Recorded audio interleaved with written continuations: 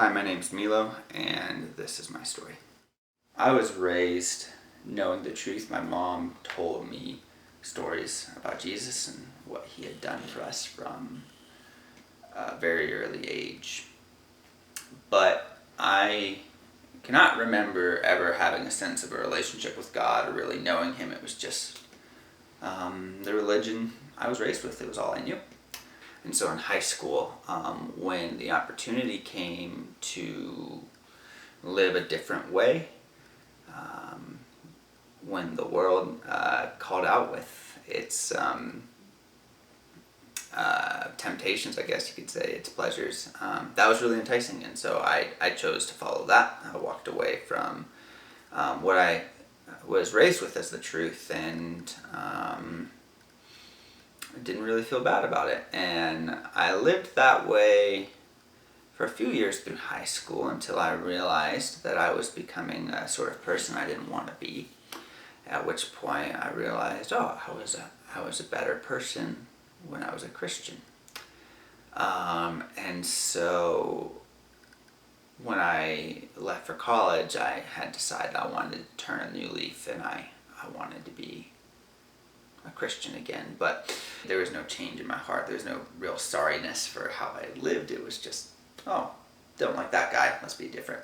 So within the first week of coming to CSU, I met guys from the outpost, and they loved me and quickly became my best friends. They started discipling me, and I remember being so impressed with the fact that there were young men and women my age who seemed to be really passionate about the Lord and really care and really seemed to love God.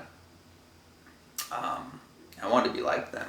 And so I got involved with Outpost, was a part of the ministry, even had leadership positions, but sadly my heart still wasn't really different. I still had never understood how wicked I was, and I really honestly didn't love Jesus. It was just, again, still religion. And ultimately, when once again there came a big decision between choosing to follow Jesus and be obedient and to choose what I wanted, I chose what I wanted, and this time it came in the form of a relationship with a girl, and it marked the beginning of a period of about 2 years of really just walking away from the Lord and never professing that, but in reality just not being obedient to God.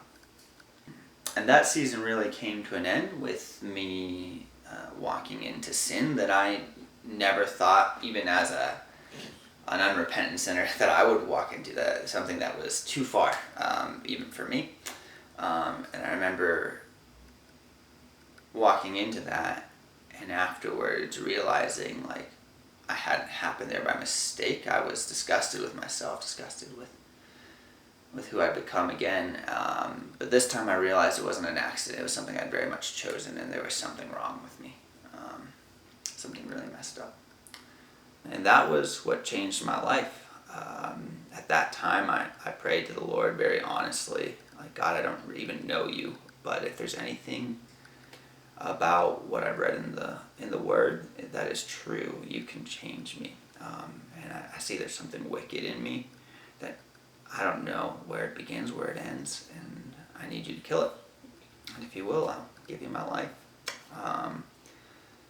And the crazy thing was, he did just that. Soon after that, it just became a joy to pursue him and to read the Word, and I felt like I really began to know who God was.